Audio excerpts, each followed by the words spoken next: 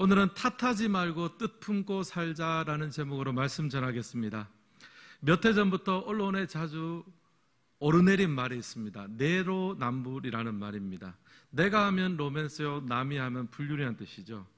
우리는 다른 사람들의 잘못에 대해서는 비판하고 비난합니다.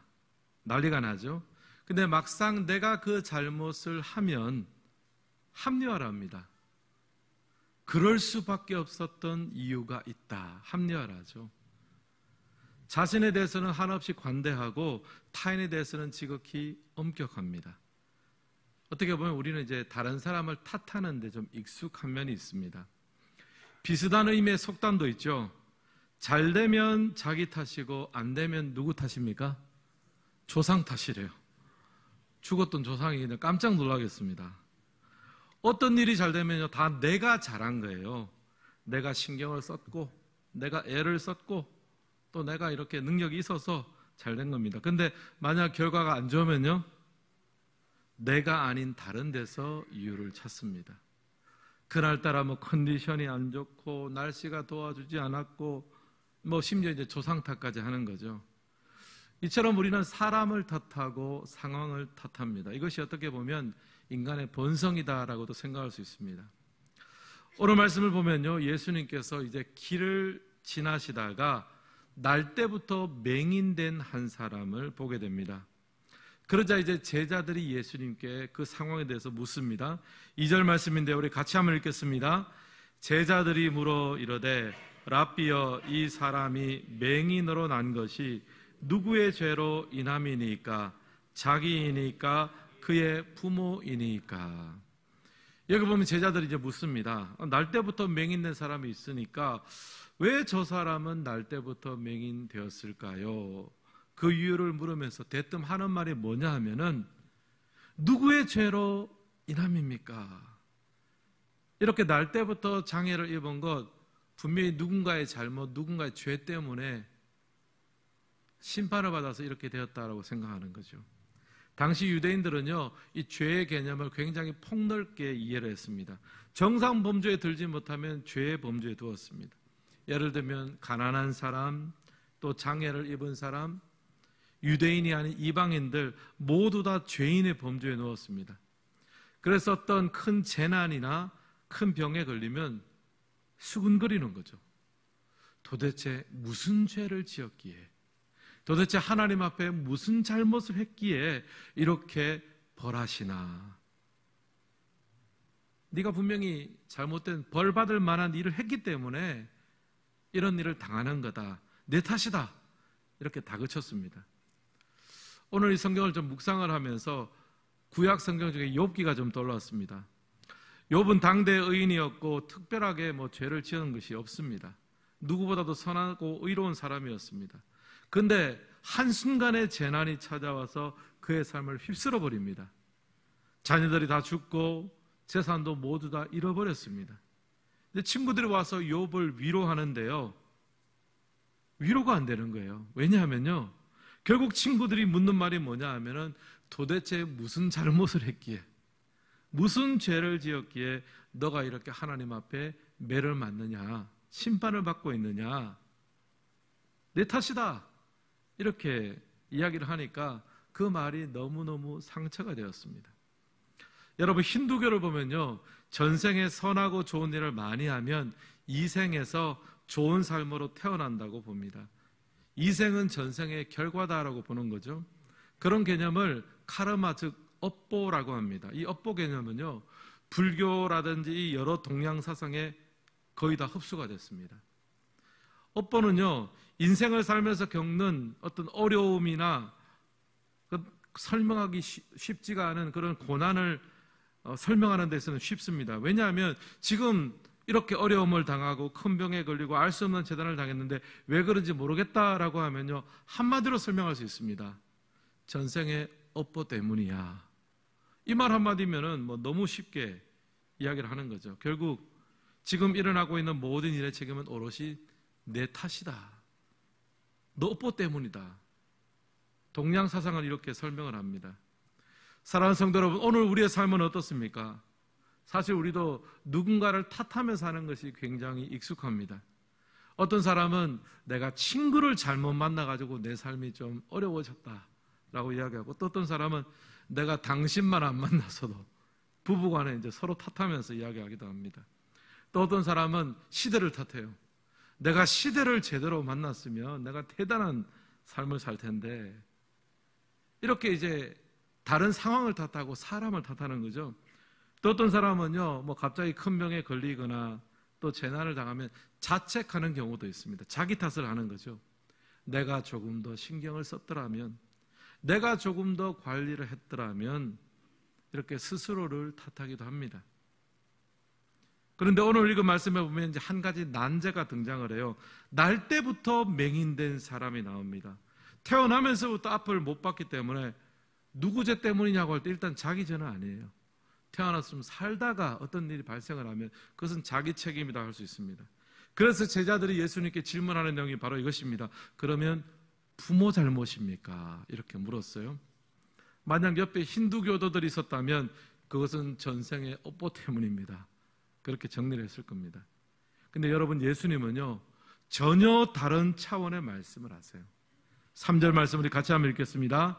예수께서 대답하시되 이 사람이나 그 부모의 죄로 인한 것이 아니라 그에게서 하나님이 하시는 일을 나타내고자 하심이라. 아멘. 예수님 말씀하십니다. 그 사람을 탓하지도 말고 그 부모를 탓하지도 말라. 하나님께서 그 인생을 통해서 하시고자 하는 일을 나타내기 위해서 하나님의 섭리가 있어서 그렇다. 완전히 다른 차원의 답을 해주십니다. 공동번역 개정판은 다음과 같이 번역합니다. 제가 한번 읽겠습니다. 예수께서 이렇게 대답하셨다. 자기의 죄 탓도 아니고 부모의 죄 탓도 아니다. 다만 저 사람에게서 하나님의 놀라운 일을 드러내기 위한 것이다. 예수님 말씀하십니다. 사람 탓하지 말라는 거예요. 저 사람을 통해 하나님의 놀라운 일을 드러내시기 위해서 그 하나님의 섭리 가운데 이 모든 것들이 지금도 관장되고 있다. 그 말씀을 합니다. 그러니까 남 탓하지 말고 주님의 뜻을 구하라. 주님의 뜻에 집중하라는 이야기를 하셨습니다. 창세기를 보면 요셉이라는 사람이 등장하죠. 다른 사람을 탓하며 살려고 한다면 요셉이 1등일 거예요. 왜냐하면요, 자기를 외국으로 팔아버린 형들을 탓할 수도 있고요, 또 누명을 씌운 보디발의 아내를 탓할 수도 있습니다. 또 그 위에 쏘가 넘어가서 자기를 가둬버린 보디발을 탓할 수도 있습니다. 탓하면서 살려면요, 평생 동안 탓해도 부족함이 없는 사람이 바로 요셉이었어요. 그런데 요셉은요, 자신의 인생을 믿음 안에서 재해석했습니다. 나중에 형님들을 만났을 때 이렇게 이야기합니다. 형님들, 나를 팔았다고 해서 근심하지 마십시오. 당신들이 나를 판 것이 아니라 하나님께서 나를 먼저 보내셨습니다. 요셉은요, 남 탓하지 않고 주 뜻을 품고 살았습니다. 그리고 마침내 그 뜻이, 놀라운 하나님의 뜻이 이루어지는 것을 바라보고 경험하고 기뻐했습니다. 사랑하는 성도 여러분, 오늘 우리의 삶도 마찬가지입니다. 때로는 갑작스러운 재난이 찾아오기도 하고요, 큰 질병에 걸리기도 합니다. 여러분, 그럴 때 우리는 자꾸요 원인을 찾으려고 합니다. 누구 때문이냐, 무엇 때문이냐, 탓할 사람, 탓할 거리를 찾아내려고 합니다. 근데 예수님 말씀하십니다. 원인을 찾지 말고 목적을 찾으라는 거예요. 남 탓하지 말고 자책하지 말고 그 일을 통해서 하나님이 어떤 일을 하시는지 기대하고 소망하라는 거예요. 여러분, 오늘 스토리 속의 맹인은요, 평생을 암흑 속에 살았습니다. 보고 싶은 사람의 얼굴을 볼 수 없었고 일상생활을 사는 것 자체가 굉장히 불편했습니다. 얼마든지 탓하고 살아도 누구 하나 뭐라 그럴 사람이 없습니다. 그런데 하나님은 그에게 놀라운 일을 행하셨습니다. 그가 보지 못했기 때문에 예수님의 주목을 받았고요, 그의 삶의 불편함이 영생을 얻는 계기가 되었습니다. 비록 육신의 시력은 잃어버렸지만 영혼의 시력은 되찾게 되었습니다. 만약 그 사람이 두 눈이 멀쩡하게 보였다면 그날 그 시간에 예수님이 지나가시는 그 거리, 그 자리 앉아 있겠습니까? 오히려 보이지 않는 눈 때문에 그 자리를 지켰고, 마침내 예수님을 만나고 영생을 선물로 받고 하나님의 놀라운 일을 보게 되었습니다. 사랑하는 성도 여러분, 오늘 우리 인생 가운데 염려와 근심과 고난과 질병을 맞닥뜨리고 계시지 않습니까? 자꾸 그때마다 누군가를 탓하고 싶은 마음이 들지 않으세요? 심지어 자신을 자책하고 있지는 않으십니까? 여러분, 반드시 기억하십시오. 하나님은 바로 그 일을 통해 하나님의 놀라운 일을 이루어가는 줄을 믿습니다. 그러므로 오늘 설교 제목처럼 탓하지 말고 주 뜻을 품고 하나님이 하실 놀라운 일을 바라보고 경험하고 누릴 수 있는 이번 가을이 되시기를 주님의 이름으로 축복합니다. 이런 맥락에서 오늘 말씀을 보면서 우리가 하나님의 놀라운 일을 경험하기 위해서 필요한 것을 두 가지로 한번 정리해 보았습니다. 첫 번째, 하나님의 놀라운 일을 경험하기 위해서는 먼저 낙심하지 말아야 합니다. 1번 같이 한번 읽겠습니다. 낙심하지 말아야 합니다. 6절 말씀도 함께 읽겠습니다. 이 말씀을 하시고 땅에 침을 뱉어 진흙을 이겨 그의 눈에 바르시고. 여기 보면 예수님께서 고치실 때 굉장히 특이한 방식으로 고치십니다. 소위 말해 좀 더럽게 고치세요. 여러분 한번 내용을 보세요. 땅에 침을 뱉어서 진흙을 이깁니다. 여러분, 진흙을 이겨서 눈에 바를 정도로 하려면 침을 많이 뱉어야 되겠습니까? 아니면 조금만 해도 되겠습니까? 많이 뱉어야 됩니다. 그리고 여러분, 일단 좀 더럽죠? 그리고 그 진흙 이긴 걸 가지고 어떻게 합니까? 맹인의 눈에 어떻게 해요? 발라요. 제가 만약 맹인이었다면, 예수님, 제 눈 안 고쳐도 좋으니까 저 그거 하지 마세요. 그랬을 수도 있어요. 그리고 여러분, 맹인 입장에서 생각해 보십시오. 만약 지금 안 그래도 태어날 때부터 이제 눈이 안 보입니다. 아마 뭐 밤낮 정도 명암으로 구분할 수 있겠죠. 아, 지금은 밤이구나, 지금은 낮이구나, 뭐 그 정도 구분이 가능했을 텐데, 거기에다가 안 그래도 눈이 안 보이는데 거기다가 진흙을 눈에 발라요. 안 그래도 안 보이는데 어떻게 됩니까? 완전히 암흑천지죠. 지금 나으려고 보려고 예수님 앞에 왔는데 예수님이 지금 더 안 보이게 하니까, 게다가 뭐 이렇게 특이한 방식으로 하니까 자칫하면 포기할 수 있는 거예요. 나를 낫게 하시려고 하나, 더 힘들게 하시려고 하나, 포기할 수도 있고요, 낙심할 수도 있습니다. 사실 예수님은 얼마든지 한 말씀으로도 고칠 수 있습니다. 근데 한 번에 고치지 않으세요. 시간을 가지시고요, 과정을 거치게 하시고요, 생각지도 못한 방법을 사용하십니다. 만약 이 맹인이 중간에 예수님 그만하고 싶습니다, 포기했다면 고침받지 못했을 거예요. 낙심하고 포기하지 않았을 때, 끝까지 갔을 때 하나님의 계획하신 일을 볼 수 있습니다. 사랑하는 성도 여러분, 우리의 삶에 하나님의 놀라운 일을 보기 원하신다면 먼저 한 가지 선행되어야 될 것이 있습니다. 낙심하지 않고 포기하지 않는 거예요. 어쩌면 여러분, 우리 신앙생활에서 가장 큰 잘못은 뭐냐면요, 하나님이 일하시기 전에 먼저 포기하고 먼저 낙심하는 거예요. 하나님은 그 일을 할 만한 충분한 능력이 있습니다. 그럼 문제가 뭡니까? 그 일을 행하시기 전에 우리가 지레짐작으로 포기하고 먼저 낙심하는 거, 이게 어쩌면 우리 삶을 가로막고 있는 첫 번째 장애물이에요. 여러분, 성도의 인생에 찾아온 고난과 어려움은요, 동굴이 아니라 터널입니다.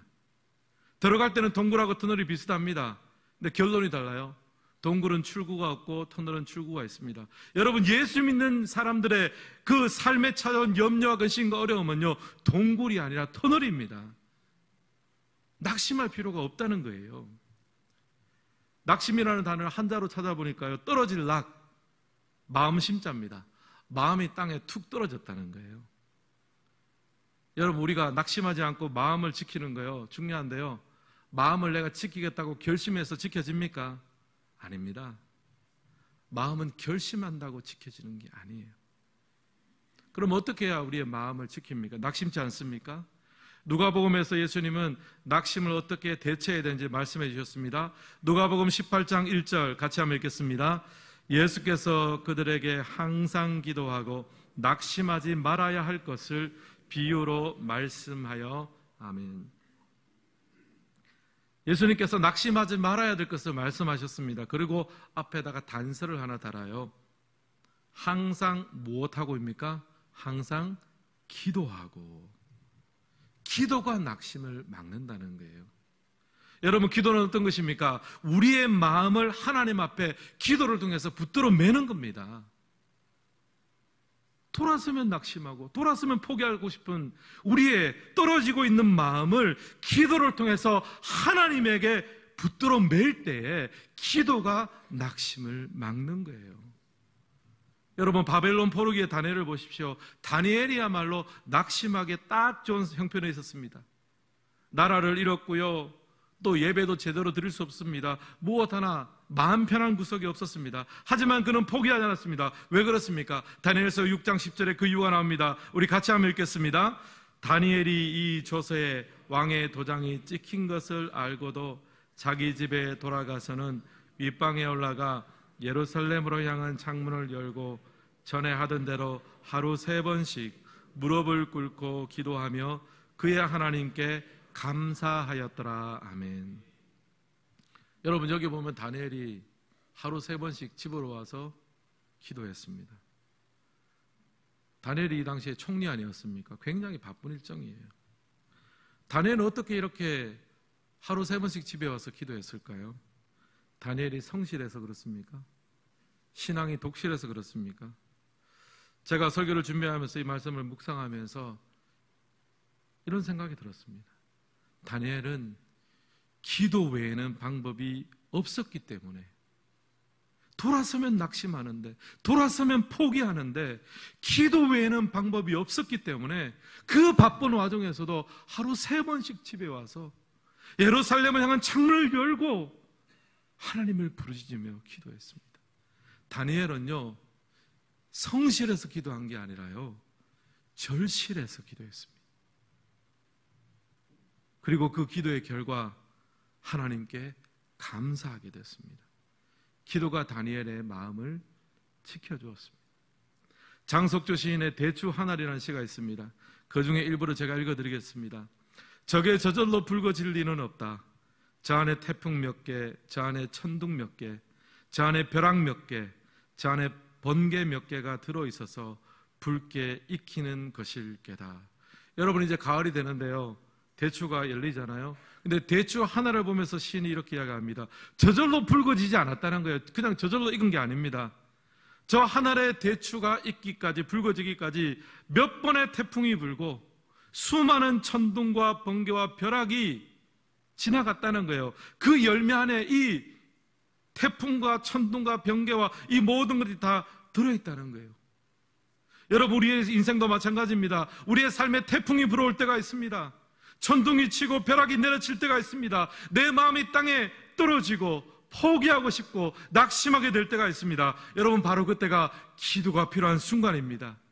기도가 우리를 무르익게 만듭니다. 기도가 우리의 낙심을 막습니다. 태풍이 일고 천둥이 치고 벼락이 떨어질 때 기도가 그 모든 것들을 주관해서 우리로 하여금 무르익게 만들고 낙심을 막아내고 동굴이 아닌 터널을 통과할 수 있는 힘을 주는 거예요. 여러분, 그동안 참 무더운 여름이 또 이제 거의 다 지나가고 있습니다. 여름 동안 여러분 잘 지내셨습니까? 이제 여러분 가을이 되면 기도의 시즌이 돌아왔습니다. 여러분, 개인 기도의 삶을 시작하십시오. 기도의 자리를 여러분 놓치지 마십시오. 또 혼자 기도하는 것이 어려우시면요, 새벽 기도의 자리에 나오세요. 함께 기도할 수 있는 자리에 나오십시오. 또 주중에 열려지는 수요 예배에도 여러분 참석하십시오. 여러분, 기도는요, 능력이 있습니다. 남 탓을 하며 살아가는 우리의 삶을 멈추게 합니다. 남 탓 대신 주 뜻을 품게 하며 나아가게 합니다. 하나님의 놀라운 일을 기대하게 합니다. 떨어질 수밖에 없는 내 마음을 하나님께 붙들어 매고 기도의 자리를 지키며 하나님의 놀라운 역사를 경험하는 우리 모두가 되시기를 주님의 이름으로 축복합니다. 두 번째, 하나님의 놀라운 일을 경험하기 위해서는요, 지금 할 수 있는 작은 일을 실행하고 시작해야 합니다.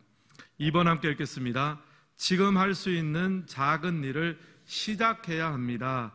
7절 말씀도 우리 같이 한번 읽겠습니다. 이르시되 실로암 못에 가서 씻으라 하시니, 실로암은 번역하면 보냄을 받았다는 뜻이라. 이에 가서 씻고 밝은 눈으로 왔더라. 아멘. 예수님은 명인에게 명령합니다. 실로암 못에 가서 씻으라. 예수님 굳이 가서 씻으라 그러세요. 그냥 말씀으로 치유해 주셔도 되는데 직접 가서 씻게 합니다. 왜 명인에게 스스로 이렇게 씻도록 예수님께서 말씀하셨을까 생각을 해봤는데요. 주도적으로 예수님이 혼자 고치셔도 되잖아요. 근데 주님은 소경에게 자신의 치유의 과정에서 작은 역할을 부여해 주신 것 같아요. 실로암 못에 가서 씻어라. 사실 그렇게 씻는다고 해서 낫는다는 보장은 없습니다. 하지만 나중에 돌아보니까 이 맹인은요, 자신의 치유의 과정에 나도 일조하고 나도 동력했다는 생각을 가지게 되는 거예요.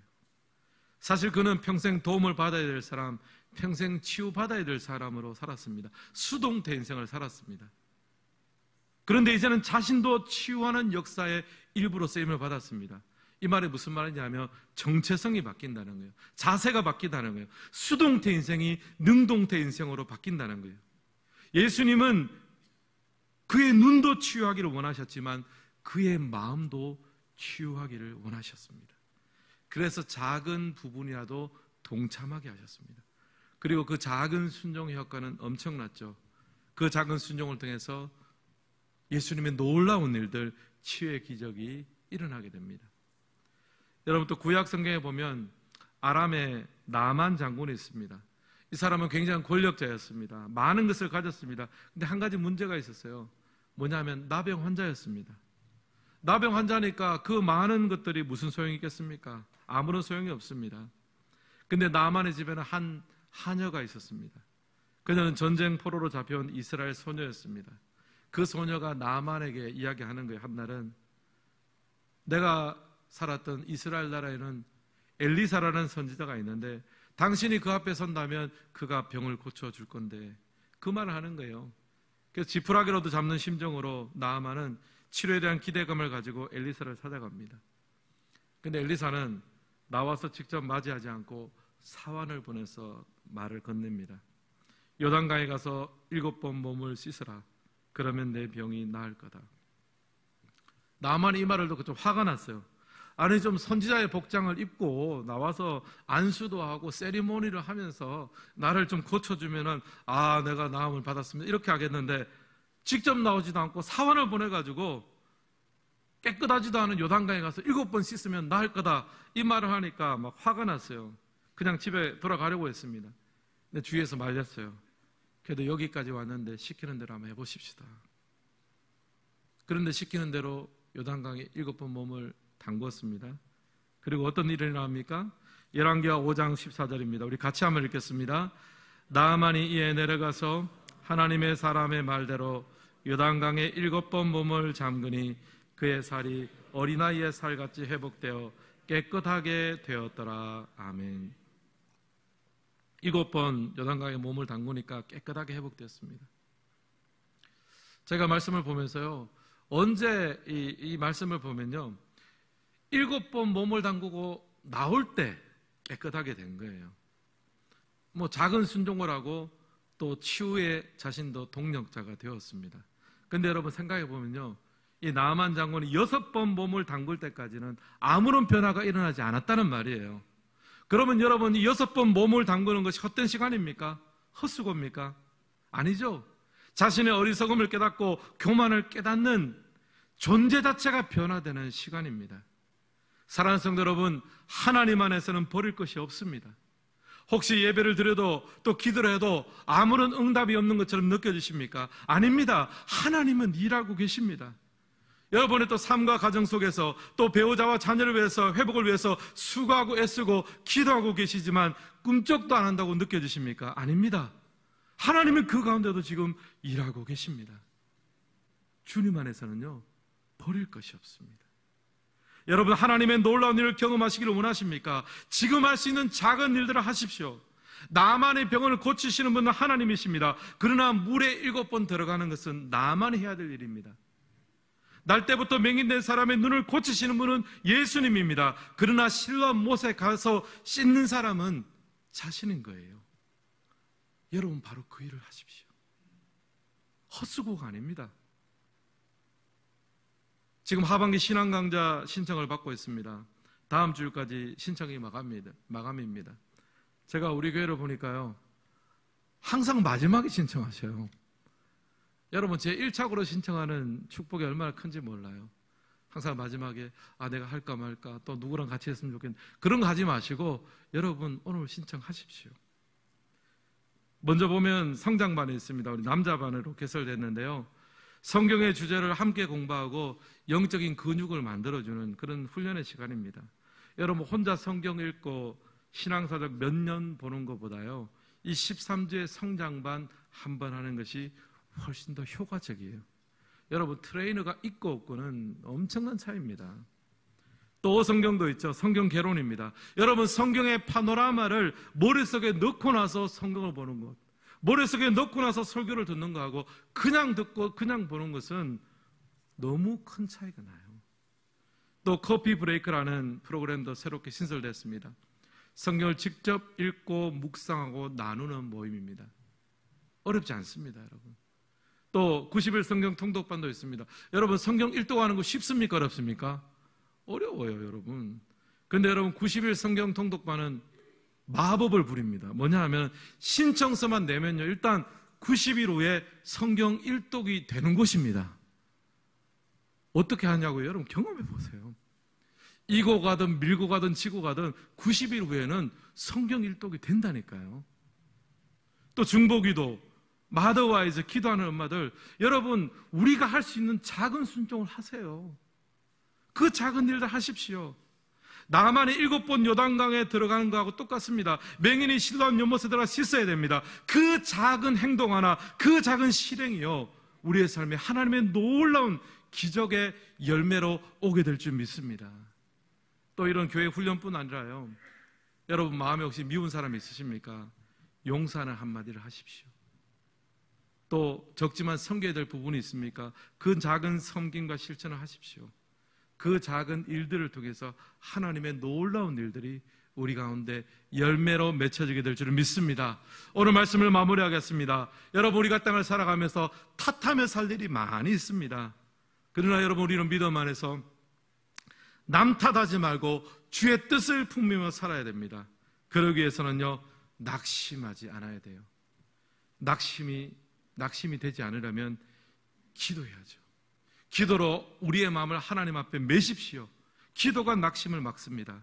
그리고 지금 할 수 있는 작은 일들을 실천하고 순종에 옮기십시오. 그 작은 순종과 실천을 통해서 하나님의 풍성한 은혜의 열매가 가득 맺히는 복된 가을 맞이하시기를 주님의 이름으로 축원합니다.